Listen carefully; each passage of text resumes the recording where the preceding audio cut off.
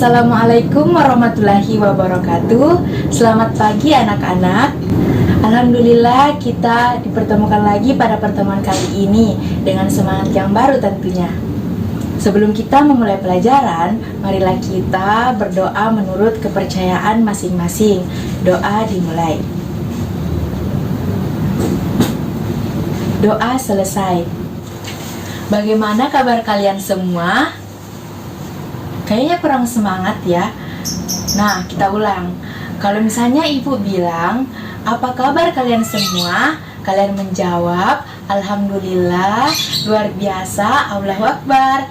Nah, sekarang ibu mau bertanya, siapa yang tidak hadir pada pertemuan kali ini? Wah, hadir semua ya. Alhamdulillah. Sudah siap menerima pelajaran dari ibu? Baiklah, pada pertemuan sebelumnya kita telah membahas tentang mengidentifikasi informasi dalam surat pribadi dan surat dinas, serta kita juga telah menyimpulkan isi dari surat pribadi dan surat dinas. Nah, pada pertemuan kali ini kita akan membahas tentang materi lanjutan dari materi pertemuan sebelumnya yang tidak kalah menarik, yaitu materi tentang menelaah unsur dan kebahasaan dari surat pribadi maupun surat dinas, serta kita juga akan menulis secara langsung surat pribadi maupun surat dinas. Baiklah, langsung saja. Pada pertemuan kali ini kita akan menelaah unsur-unsur dan kebahasaan dari surat pribadi dan surat dinas. Bagian pertama, kita akan membandingkan unsur-unsur yang terdapat dalam surat pribadi maupun surat dinas. Ada beberapa bagian yang menjadi unsur pembangun dalam surat pribadi. Yang pertama adalah alamat dan tanggal. Bisa kita lihat pada contoh yang ibu berikan di papan tulis. Dan kalian juga bisa melihatnya pada buku cetak kalian halaman 254. Alamat dan tanggal yaitu Malang 29 November 2015. Yang kedua yaitu salam pembuka, yaitu salam rindu yang terdapat pada surat. Yang ketiga yaitu kalimat pembuka paragraf, yaitu apa kabar Aim. Yang keempat, isi surat. Isi surat ini menjadi salah satu unsur yang sangat penting dalam sebuah surat, yaitu Aim, setelah kamu pindah ke Samarinda, kami dengar kamu bersekolah di sekolah bertaraf internasional. Bagaimana rasanya sekolah di sana? Liburan semester ini, aku dan keluarga berencana berkunjung ke rumah pamanku di Samarinda. Aku akan sangat senang jika dapat bertemu denganmu. Kirimkan alamatmu kepadaku ya. Nah, itulah tadi isi dari surat pribadi. Unsur kelima yaitu penutup surat. Sekian dulu, semoga kamu dapat membalas surat ini. Aku tunggu balasanmu. Unsur keenam yaitu salam akhir atau salam penutup. Bisa kita lihat sahabatmu. Di situ adalah salam penutup atau salam akhir yang terdapat pada surat pribadi. Yang ketujuh adalah nama pengirim surat dan tanda tangan. Di sini pengirim suratnya adalah Giati, dan Giati di sini haruslah memberikan tanda tangannya pada surat pribadi yang ia kirimkan kepada Aim. Seperti itulah unsur-unsur yang terdapat dalam surat pribadi. Sekarang kita akan membahas tentang unsur-unsur dalam surat dinas. Sebagaimana kita ketahui bersama bahwa surat dinas adalah surat yang dibuat dengan keperluan kedinasan yang bersifat resmi. Ada beberapa unsur-unsur yang membangun surat dinas. Yang pertama yaitu kepala surat atau kop surat. Bisa kita lihat pada contoh yang telah saya tampilkan di sini, atau bisa kalian lihat juga pada buku teks kalian, buku cetak kalian halaman 255. Nah, kepala surat atau kop surat yaitu Panitia Persami Klub Sains Biologi OSIS SMP Budi Luhur Jakarta Pusat. Ini adalah bagian kepala surat atau kop surat.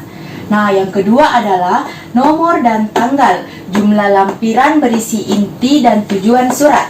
Nah, bisa kita lihat bersama yaitu nomor 05-K-PKSB, lampirannya 1 berkas, perihal permohonan izin.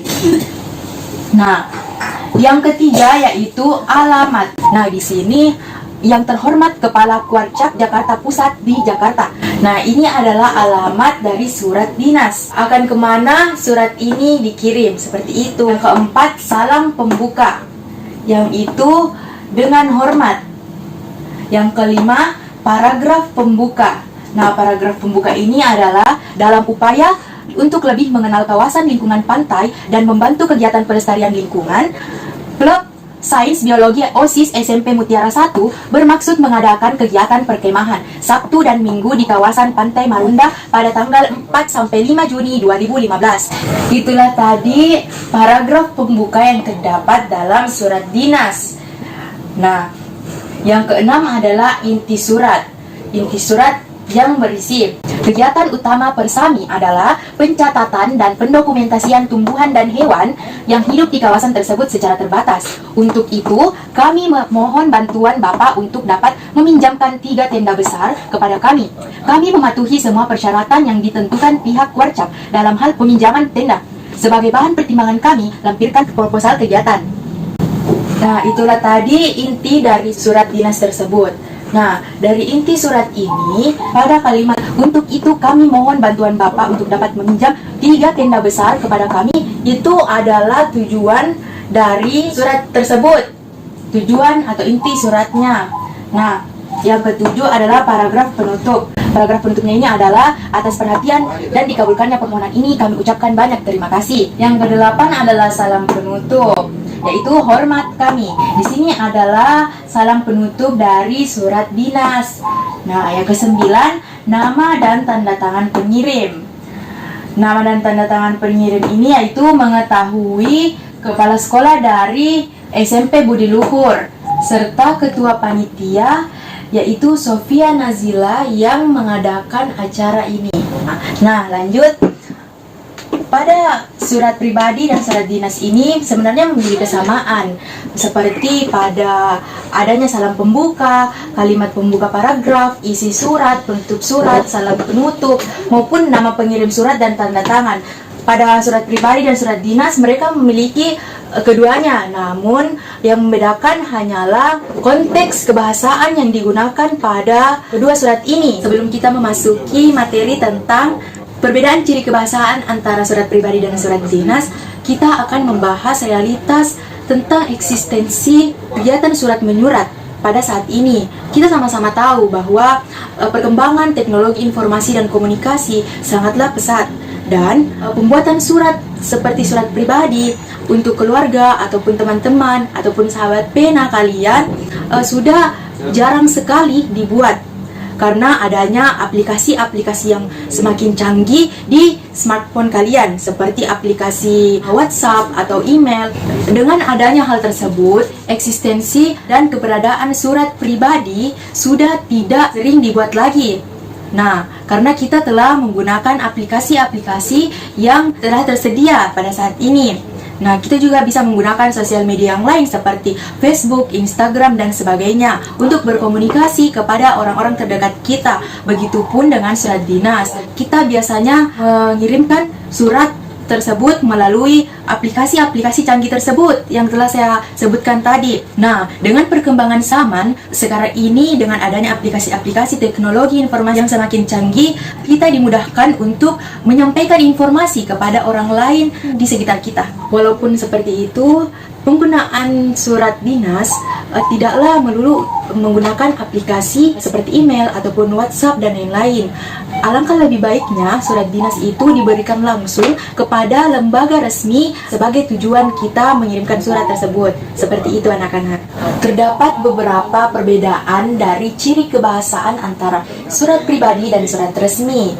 Baiklah, Ibu akan tulis dulu perbedaan-perbedaan yang terdapat dalam surat pribadi maupun surat dinas di papan tulis. Setelah itu, Ibu akan menjelaskannya kepada kalian semua. Nah, sekarang Ibu telah menuliskan tentang perbedaan ciri kebahasaan atau perbedaan penggunaan bahasa pada surat pribadi dan surat dinas. Apakah tulisan Ibu jelas terlihat yang di belakang? Kalau misalnya tidak terlalu terlihat, boleh maju ke depan. Baik, Ibu Lantia. Yang pertama itu pilihan kata sapaan bersifat pribadi. Maksudnya di sini penggunaan kata sapaannya itu bersifat pribadi. Kalian bisa menggunakan kata emotif atau ekspresif. Nah, lebih bebas atau lebih santai jika kalian mengirimkan surat pribadi kepada teman-teman kalian atau keluarga kalian. Seperti itu. Nah, yang kedua, bahasa surat pribadi tidak formal tetapi tetap santun. Lanjut, yang ketiga, pilihan ragam bahasa tergantung siapa penerima surat. Nah, di sini tergantung siapa penerima surat. Penggunaan bahasa antara pembuatan surat yang ditujukan kepada orang tua dan teman-teman kita itu pastilah berbeda. Tingkat kesopanannya berbeda. Jika kita mengirimkan surat kepada orang tua, penggunaannya seperti apa, bahasanya seperti apa, pasti berbeda dengan kita mengirimkan surat kepada teman kita. Begitu, kita harus memperhatikannya. Nah, yang keempat, menggunakan sapaan seperti orang bercakap. Nah, di sini maksudnya adalah kita menggunakan sapaan seperti orang bercakap. Misalnya, "Hai Dina, apa kabar? Apa kabarmu? Apakah kamu baik-baik saja di sana? Nah, salam rindu dari saya." Seperti itu anak-anak. Nah, yang kelima, menggunakan kata ganti orang pertama untuk pengirim dan kata ganti orang kedua untuk penerima.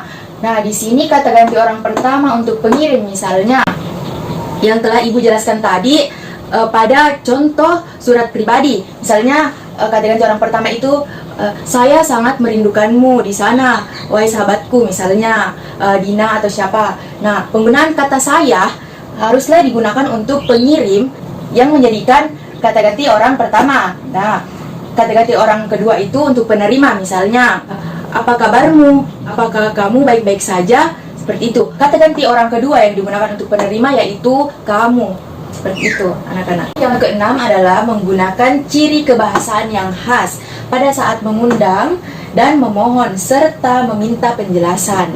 Nah, kita akan membahas tentang pada saat mengundang. Pada surat pribadi, jika kita mengundang seseorang, misalnya kita menggunakan kalimat "Saya sangat berharap kamu datang pada acara saya," atau "Saya sangat berharap," misalnya kita mengirimkan kepada om atau keluarga kita, om tante kita, misalnya "Saya sangat berharap om dan tante datang pada acara saya," misalnya acara ulang tahun atau pernikahan. Seperti itu anak-anak.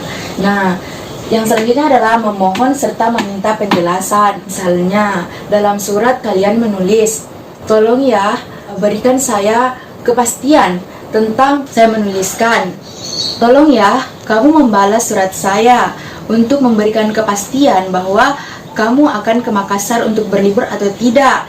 Jika iya, saya akan mempersiapkan segala sesuatu untuk jalan-jalan di Makassar." Seperti itu anak-anak.